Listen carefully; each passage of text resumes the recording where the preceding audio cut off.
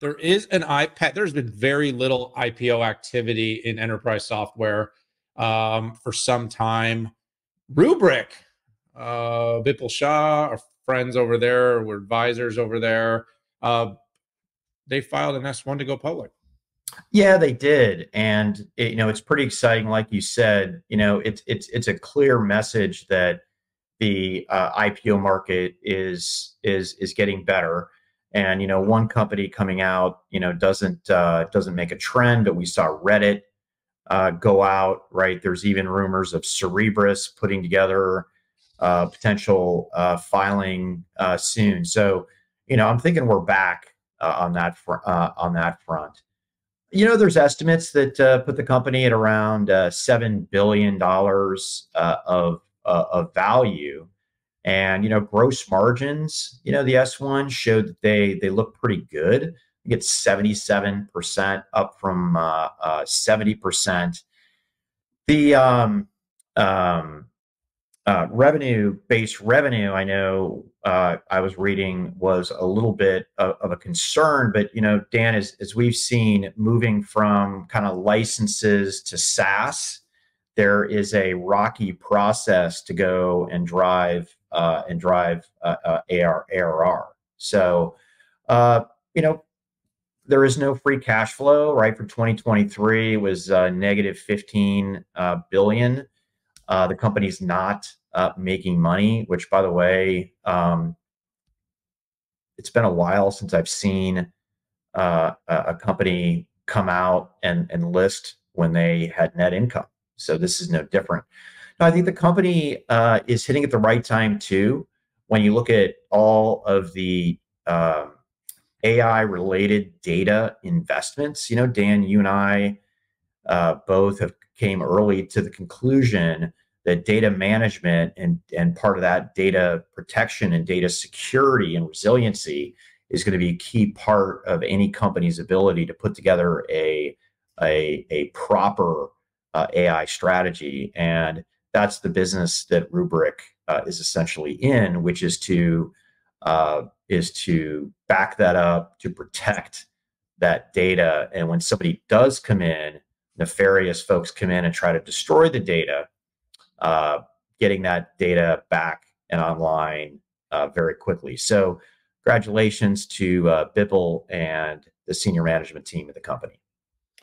Yeah, Pat, it's really interesting because there's not a ton to cover. I like that you called that out. I do not understand. I cannot for the life of me understand this kind of continued propensity to put companies out as public companies that don't make money. So that's my criticism. It's nothing against Rubrik. It's just the sort of standard that it's become. Like, Pat, you and I have had some interesting conversations about valuation over the years, and it's really hard. I do understand companies grow and they grow into it, and you need liquidity, and liquidity enables scale, and scale creates massive valuated companies, and that's how VCs get their returns. And I mean, that's what has to happen. And I mean, the growth there, the 47% year-on-year growth is impressive. You want to know what was more impressive to me, though, was the fact that in 1.5 seconds, Gemini Pro was able to create a Rubrik S1 analysis that had a You love SWOT. that, man, don't you? I do. I want to talk about that only because you did such a good job of covering it.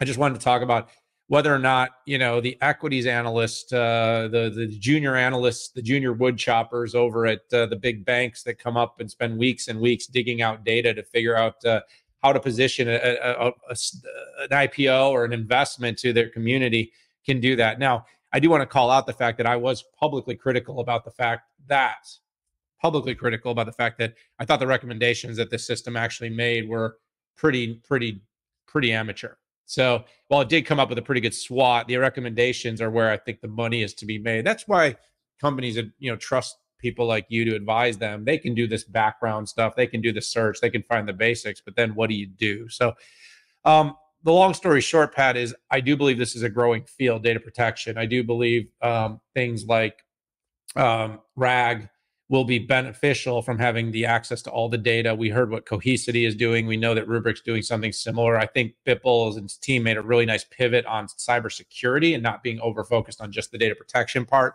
I think cybersecurity will be maybe the second most important trend line behind AI, because as AI enables more, scale of data, it also creates a whole lot of threat across the market space.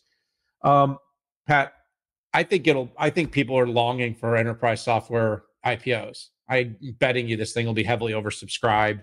The value will come out a lot higher. And I like it a lot better than Reddit. If you want my market comparative to the most recent cool IPO, I like it a lot better than Reddit. I like this space. It'll be interesting, by the way, to watch the Rubrik and kind of this whole Cohesity Veritas comparison, because Rubrik's coming out, going public, getting big liquidity, trying to go fast to market.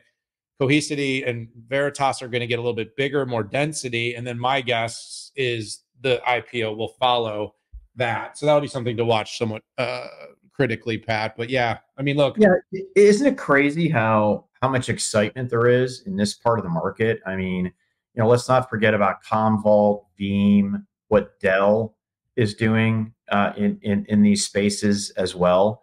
It's super interesting. And I can't help but I do think that these are great standalone businesses, but I also think that companies like Dell seem like, acquiring a Rubrik or a Cohesity would make a whole lot of sense, right? I know Dell has things like backup and restore and some resiliency features, but what I don't think anybody's picked up on is the fact that all of this data from different data sources, literally, whether it's HRM, HCM, ERP, Outlook, right? It's all going into these solutions. And it's like, well, while the data's there, why don't we activate this using generative AI? And we saw, features from Cohesity and Rubrik to do that. Oh, and by the way, the data is already secure. Now, the usability of that data based on security posture and who should have access to this, it's not an end-to-end data platform, but wow, Dan, imagine all the data is in there to begin with and query it. And I think it's kind of this Trojan horse. You combine that with RAG and you've got something that's pretty big. Absolutely. And by the way, I meant to mention this, and just since we're talking IPOs, and you mentioned about Apple earlier making acquisitions, and you just mentioned something else about Dell making big acquisitions. Isn't it interesting, the whole Inflection AI deal? We're not going to dive into this right now, but just as a kind of a little mini sidebar, Pat, did we just see right under our nose a brand new structure for doing an acquisition that requires no regulatory approval? I don't know. I don't know what happened there. Anyways, I'm sure if that doesn't meet any scrutiny, we could see a whole lot more of we're just going to invest in all the people and then we'll license all the IP and we don't own anything.